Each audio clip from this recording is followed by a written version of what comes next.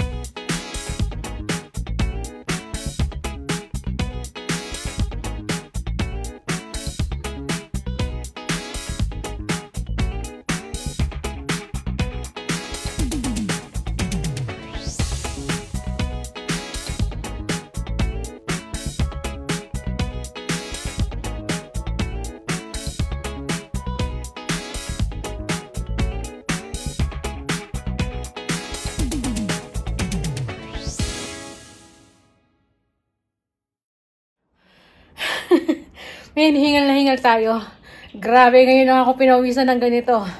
So, naka-1 oras tayo. Yan. Bali, dun sa pagbabike natin, naka 25 minutes. Tapos, yung natitira, doon tayo sa anong tawag dito? Sa pagsusumba. Ayan yung mga ginagaya kong nagsusumba. Ay, nako. Sana tuloy-tuloy na to. Bukas uli. So, nagpapahinga tayo. Uminom ako sandali ng tubig. Nauhaw ako para akong, yung alam niyo, yung kakapusin ng hininga. Ngayon lang talaga nangyari to. Ngayon, tagal ko nang hindi exercise. Kaya nga, di ba, nung Sabado niyaya akong maglakad si Mr. Nakakapag-walking exercise lang naman ako pag nagde-deliver ng catalog. Kahapon, yun, nag-deliver tayo ng catalog. So, yun lang ang pinaka-exercise ko. Siyempre, kahit na 2 oras ako naglakad or kulang pa rin yun. So, para lumiit yung ating, yung ating belly. Kasi nananakit talaga yung balakang ko kapag ganyan. Tingnan yung itsura natin. Pawis na pawis tayo. Ayan Pulang-pula tayo. So, yan. Pahinga lang ako. Tapos, magkukwentuhan tayo. Ay, nakapag-almusal na rin kami ni Bunso. Kanina pa. Magluluto ng kanin niya. May kanin na. Tapos, may leftover pa kaming ulam na fried chicken yung kagabi. So, kami lang naman dalawa ni Bunso dito May baon naman si Panganay tsaka si Mr. So, hindi na ako magluluto. Yun. Pahinga lang tayo tapos magkukwentuhan tayo about dun sa bahay. So, yan. Hello, balik tayo. Ngayon, na tayo. Nakaligo na. Tapos, magluluto ako ng sopas. So, busog pa naman kami ni Bunso. Ewan ko lang kung magla-lunch pa si Bunso. Bigla siya nagkaroon ng work. Yan, tinawagan siya ng manager niya kung pwede siyang pumasok ngayon. So, papasok daw siya ng 4 o'clock hanggang 7 o'clock. Ayan, ng gabi. So, tinawagan muna yung papa niya para malaman kung may hatid siya. So, lalabas na lang na maaga si Mr. Tapos, ito nga, kanina tumawag ako kay Mr. Tinanong ko, sinigurado ko muna kung anong binaon niya. So, yun nga, may baon naman pala daw siya, yung nasa fridge na tira niyang ulam. Hindi naman daw siya nagdala ng fried chicken. So, sabi ko, di ako magluluto ka ako, kaya tinanong kita ka kung ganon, kung may baon ka nga, kung di siya uwi. So, yun, tapos sabi ko sa kanya, bakit iniwan niya yung nilagang itlog? Para sa niya yun, morning tea. So, nandyan pa. Dalawa yung nandyan. Tapos sabi niya, hindi, sabi niya talagang iniwan ko yan, baka kasi magsopas ka, sabi niya. O, di nagparinig. Nagparinig siya. Ayan. Ay, ba't ginawa akong parang pansit? Ay, pwede na rin naman, no? Ganito yung hiwa. So, yun, nagpaparinig si Mr. ng baka to magluto ako ng sopas. Di ba kasi November 1 ngayon? So, yan, kaya nakikita nyo, may candle tayo dito. Kasi nga, si nanay ko, tapos si father-in-law ko. Ayan. So, nung October 30, ano ba yung tawag dito? Death anniversary ni tatay. So, nagpansit kami ni Mr. Tapos, yung sa biyanan ko, sa Kabanatuan, ayan, naghanda din sila. May mga bisita raw. So, yun. Papakita ko yung niluto kong pansit dyan. Tapos, yung picture. So, nakapagluto ako kahit sa amin lang. Kasi si Bunso, naliligo na. At di ko lang kung magla-lunch pa yon. Meron pa namang fried chicken dito eh. Ito, lulutuin ko sana kaagad para mahabol niya ba. Mailuto ko kaagad itong sopas. Tsaka si Mr. pag uwi niya, may merienda siya. O, diba? Nagparinig eh. Eh, nakita ko naman may mga sangkap naman. Kaya nakasalang na yung tubig na mainit natin. Nagpapakulo tayo niyan para dito sa shell natin. Yan. Tapos, meron tayong gatas. Meron tayong hotdog. Hindi ko lang kung ubusin ko to. Siguro, ilang piraso lang kukunin ko. Tapos, carrots. Ito, green bell pepper. Lalagyan ko nito para hindi sayang kasi, na siya, malalanta na. Sayang naman lagay ko. Tapos, ito, yung tira kong cabbage. Buti na lang kahapon, nung nag-deliver si Mr. ng hapon, dumaan siya sa Gilbert. Bumili siya ng cabbage. $2 lang. Ayan. Naka-sale daw. So, tama-tama. Request siya ng sopas ngayon. So, may isang cup. Diba? Yung chicken, pinapalambot ko na. Para mahimay natin. So, tapos maya-maya gigisa natin to. Kaya hinihiwa ko na yung mga gulay. So, siya nga pala, diba sabi ko sa inyo, kwentuhan tayo tungkol sa bahay. So, nung after naming mag-walking exercise sa dagat ni Mr. Tapos punta kami ng Filipino store, diba? Bago kami pumunta ng Filipino store, dumaan muna kami sa bahay. Tinignan namin kung ano na yung mga nailagay. Pero alam nyo ba, kahit na pumupunta kami sa bahay, hindi naman kami nakakapasok sa loob kasi nakasara. Nakalock na siya. Ganun yun eh. Kapag sa loob may mga gamit-gamit na, hindi na nila pinapapasok yung mga Kumbaga, pwede kang pumunta pag walang nag-work, pero nasa labas lang. Yun, ikot-ikot lang kami doon sa labas ng bahay. Sinisilip lang namin sa bintana. So, yun, may mga screen na, may kuryente na nailagay na lahat yung mga So, ewan ko ano ngayon yung susunod. Tsaka may date na nga pala kami para sa practical completion inspection. Yun.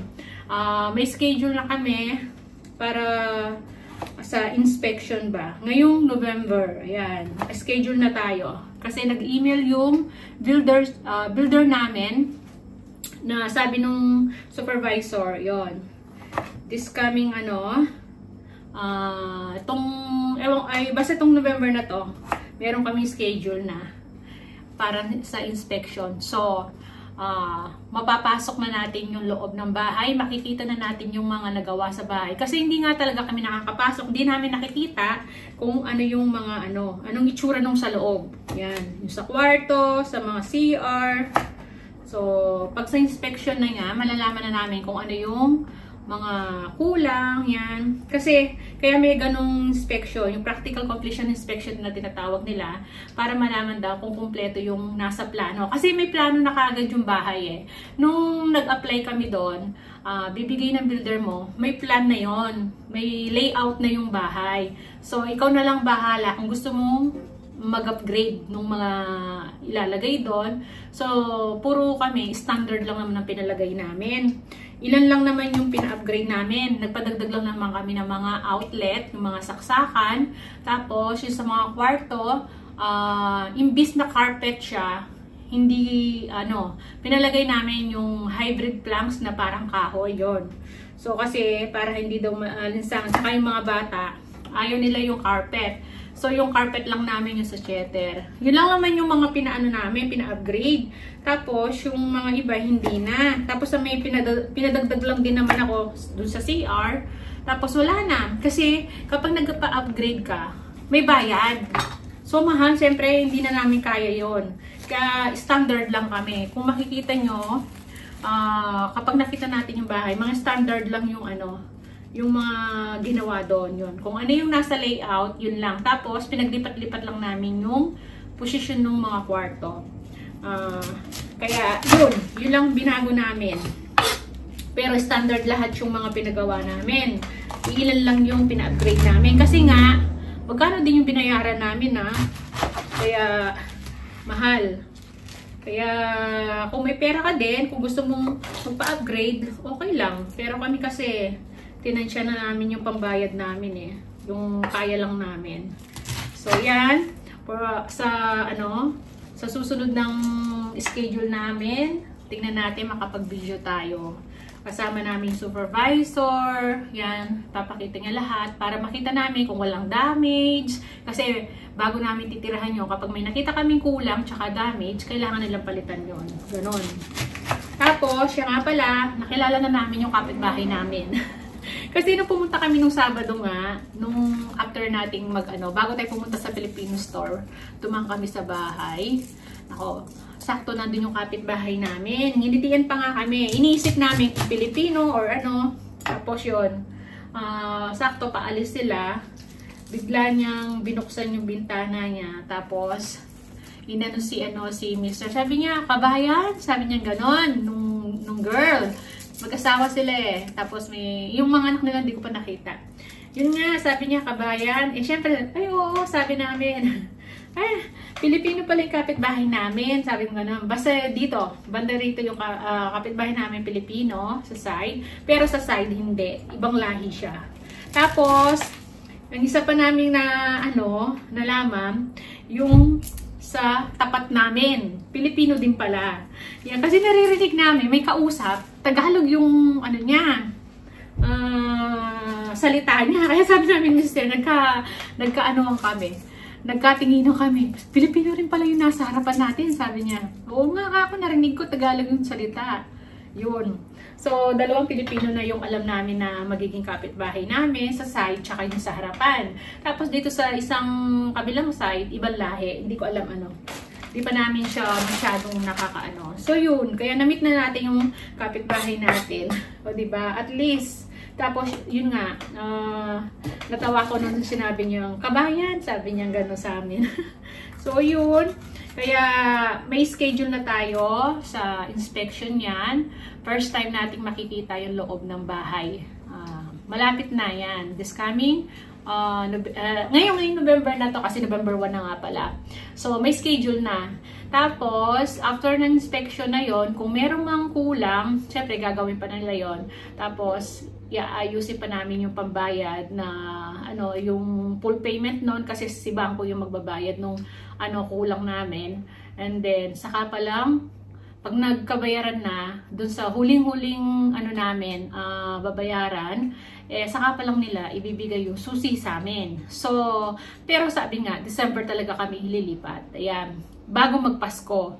So, hindi namin alam kung first week, second week, third week ng December. So, nandun sa tatlo na yon. So, tingnan natin mangyayari ngayong sa inspection. Kung walang kulang, kasi kapag may kulang, kailangan pa nilang gawin yon. Kaya yon, kapag okay naman lahat, pulido ang gawa, So, yun.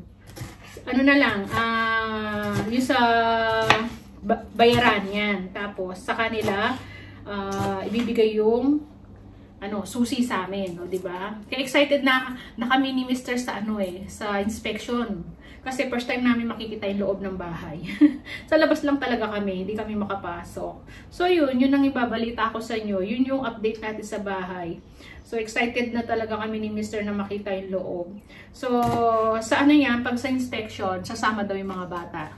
Sakto kasi Monday yon, walang pasok si panganay. Day off niya. So si Bunso wala rin naman pasok. Kaya pwede kami pumunta. So yun, tapusin ko lang tong ating hinihiwa habang nadaldalan ko na kayo. Na-update ko lang kayo about sa bahay. Tapos yun nga, namit na natin yung ating kapitbahay, di ba? At least medyo kampante na ako na may kakilala na kami doon. So yeah, tapusin ko lang itong pagluluto natin ng para mahabol ni Bunso kasi nga may pasok siya ng alas 4.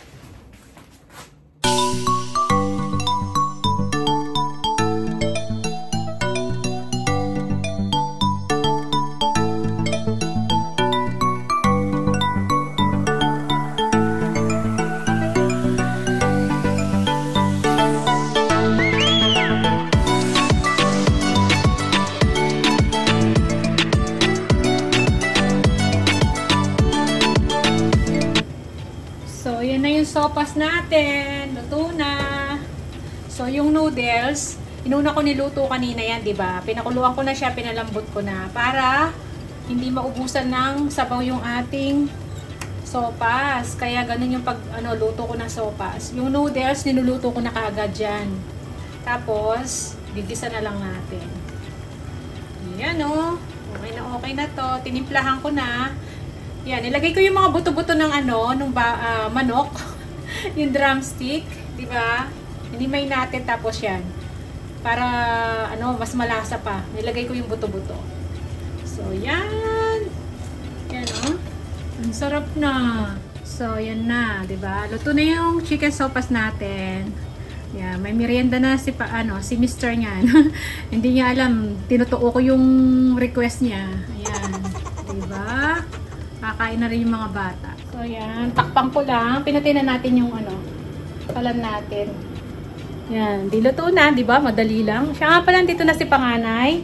Muwi na siya. Tapos, tingnan nyo. May libreng gulay na naman tayo. Libreng radish. Labanos. Oh. Itatapon na lang daw yan, sabi ni panganay. Kaya sabi ko sa kanya, ay hindi, iuwi mo ka ako, sayang. Oo nga ma, sabi niya. Dala ko na, sabi niya gano'n. Idiretso na sa binto, sabi niya gano'n. Tapos yung kasamahan ko pong matanda, sabi niya, kumuha din ng 2. So, dahil sinabi niya daw na balat lang yung yung ito ba, pangit lang yung balat, pero yung loob, maluluto pa, pwede pa. Kasi yung mga dating inuwi niya, nailuto natin ginisang sa giniling. So, sabi ko, tama-tama may giniling tayo. Pwede ko na naman igisa yan, di ba? So, yun sayang, di ba? Ang dami. Tapos, sa sinigang, di ba? Pwede kong ilagay. Tapos, pwede nating gawing salad din. No, yun, di ba? So, yun. Nakalibre tayo ng labanos. So, yan. Yan muna yung vlog natin ngayon. Naluto na yung ating sopas. Tatanungin ko yung mga bata kung gusto nang kumain na. So, yan. See you na lang po sa susunod naming mga video. Maraming salamat po.